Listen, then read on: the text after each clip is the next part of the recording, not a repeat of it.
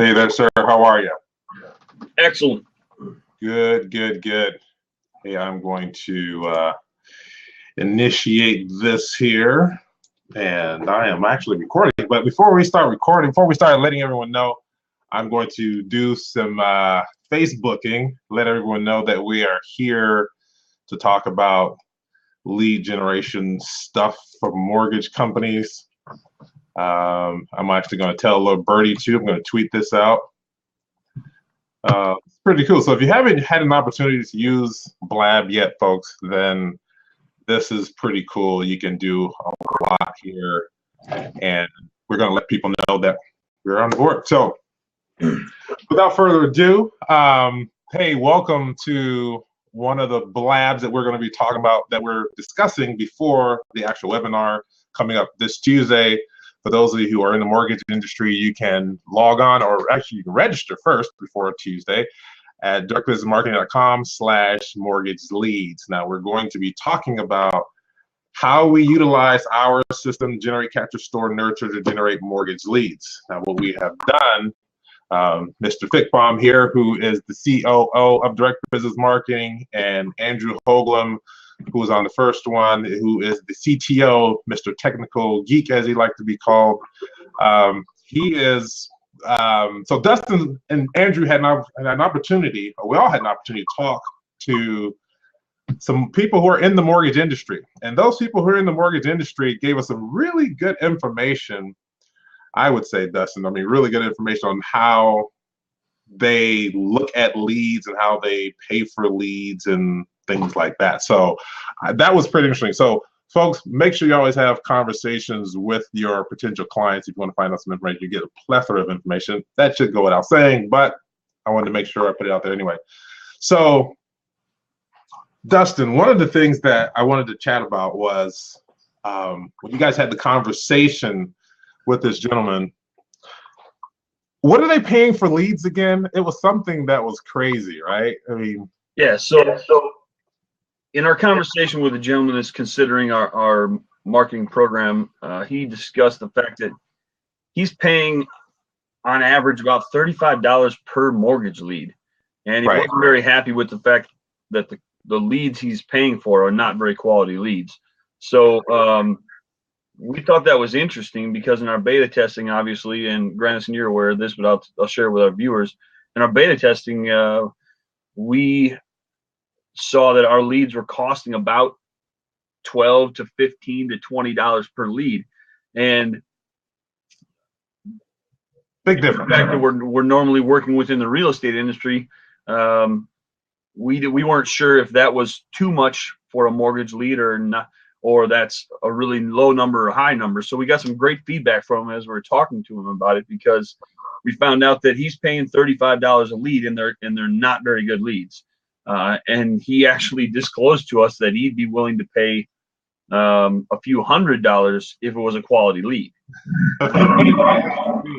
Which makes sense. I mean, you know, if you look at it from an ROI standpoint, it certainly makes sense that he would pay $200 for a quality lead that he knew was going to turn into a sale. So I don't think anybody wants to pay $200 per lead. Sure. But it's good to know that the beta testing we ran with our clients in California generated, you know, that $15 per lead average. So we got some great insights about the mortgage industry and mortgage leads, which is pretty good. $15 a lead compared to even $40 a lead. There's still the $25 per lead difference. Obviously, because of the size of the loan and the commission they get, even closing one lead at a higher price does make sense for that business. That's why it makes sense for the real estate industry also. What also surprised me is that most of the leads, he did say something, that most of the leads were not exclusive either, right? Right. So basically, he said he had two mortgage lead sources. One of them was from people looking at houses online, right, from IDX sources. So people are looking for houses, and he gets a lead notifying him that this person is looking for a house. Well, that's got to be, in my estimation, and I'm not in the mortgage industry, but I would imagine that is a much tougher lead to close, because you have a guy that's just kicking the tires, looking at houses, maybe he wants to see how much his neighbor's house is on the market for. Right. So that's the one source that he's getting a lead from. The other source is that he's actually buying specific mortgage leads from, and there's a variety of lead sources out there. So those are the two places he's getting leads from. But when he's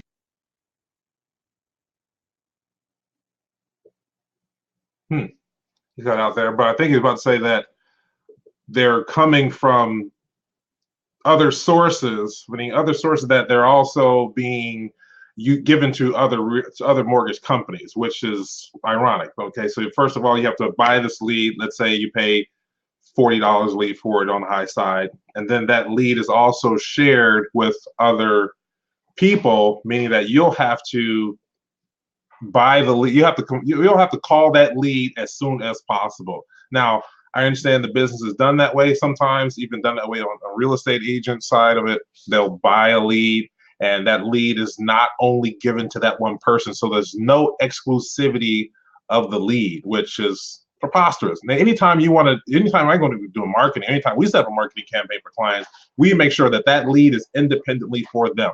No one else is going to get the lead. In fact, that lead will most likely go into the back end of our system. They can also be imported into to their CRM, which then has the whole nurture campaign along with it, everything else. So that portion for us is important. We want to make sure that each lead that our client gets in the mortgage industry, each lead our client gets from the real estate industry, the lead gets from the automotive industry, each client or each lead, the person our client gets from the whether it's a doctor, whatever it may be, that lead is exclusive. And that's where the power of that lead comes from. Because now you have the opportunity to nurture that lead. And we know our system, as we always converse about, is generate, capture, store, nurture. Again, that's generate leads, making sure we have some lead generating items that will feed into the capture source, which is the website, which we're going to be talking about.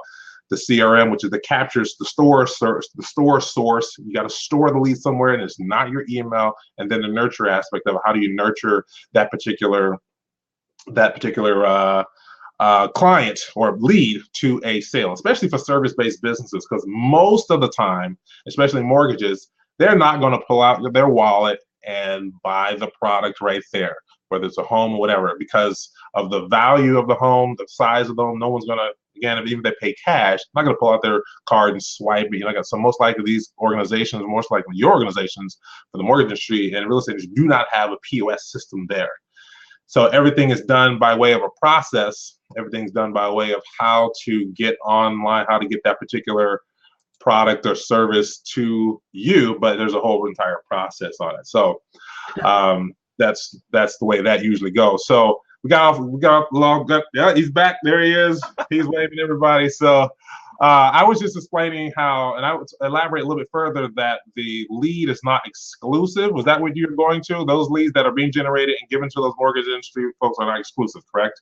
That's correct, yeah. So no matter where they were getting the leads from, generally speaking, they had to be the first one to make the phone call, the first one to initiate contact to get the rights to the lead, or they never, ever had exclusive rights to the lead, and they were constantly competing with other mortgage lenders to close the deal. So this lead now is getting contacted by not just this mortgage person, but all the other ones that it was sold to, correct? It may be up to 10 or more, right?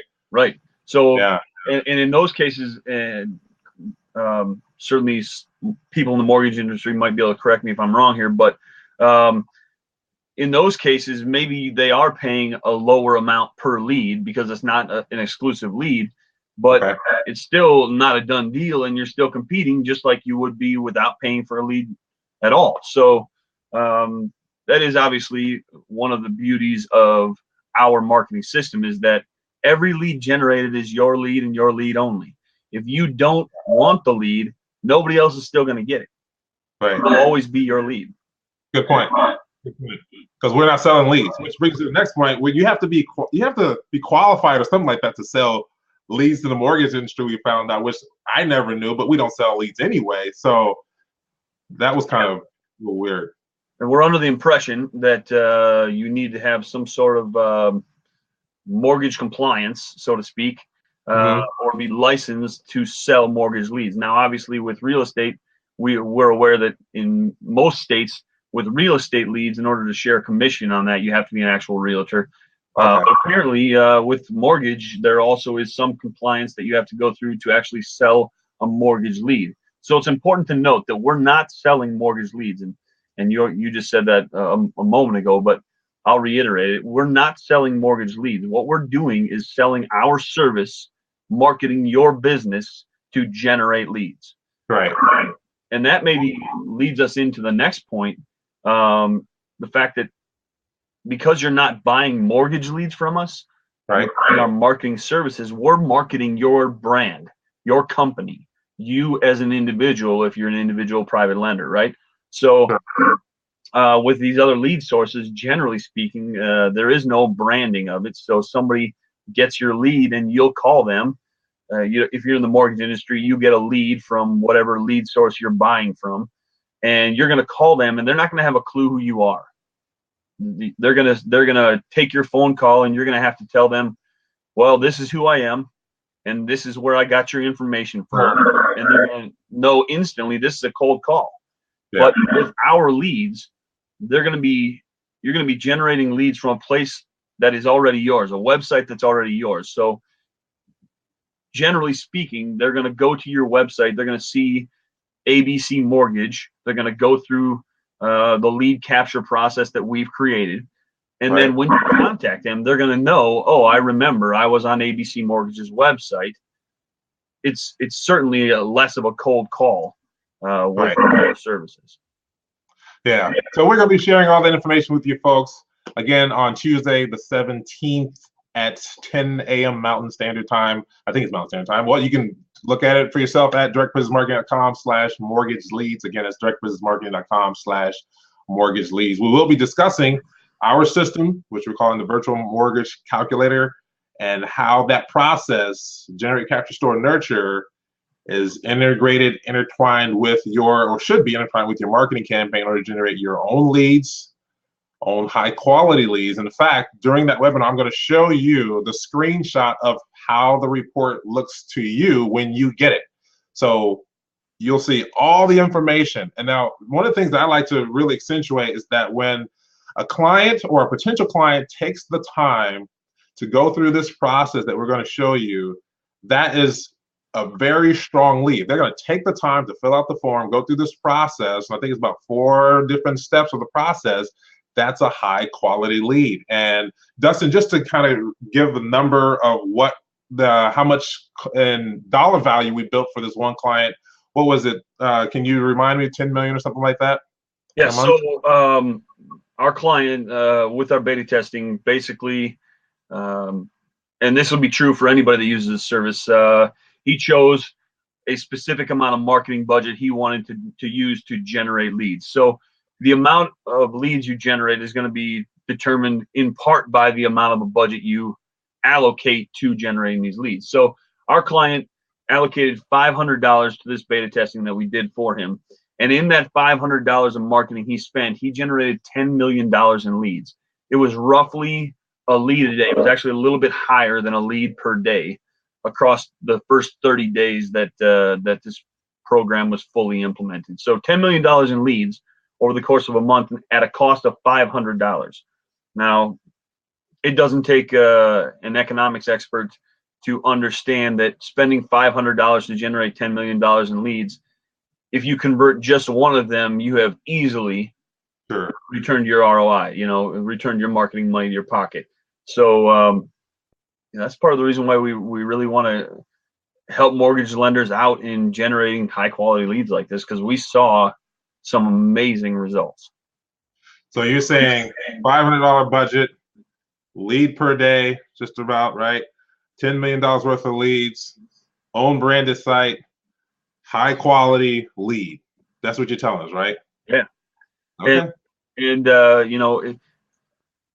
I don't know how each individual mortgage lender operates, but I can tell you that one of the discussions we had the other day with the gentleman who's potentially going to use this service is he was wondering if he can dictate the amount of loan that a certain lead might want. So he was wondering if he could say, I only want loans that are going to be over $100,000. Now, unfortunately, we can't do that. But at the price point which you're generating these leads, you can choose to ignore the $40,000 refinance lead and just focus on the first mortgage at $200K, right? So so if that's one of your issues, and that was something that he thought would be an issue until he realized that he's paying such a small amount for a high quality of leads that he really doesn't care if he's getting a smaller lead. He can choose to ignore it. He can choose to act on it. So good point. Good point. Folks, join us this Tuesday on the 17th at 10 a.m. Pacific Standard Time. So that'd be 11 o'clock Mountain Standard Time. Make sure you're there. Go ahead and sign up, and we'll see you there. I'm looking forward to presenting this to you. Dustin, thank you very much for your time to join me on this Blab. And for those of you, if you missed it, we'll send it out via email. Thank you very much. Until next time, I'll see you on Tuesday the 17th. Thank you, and we'll talk with you later. Bye.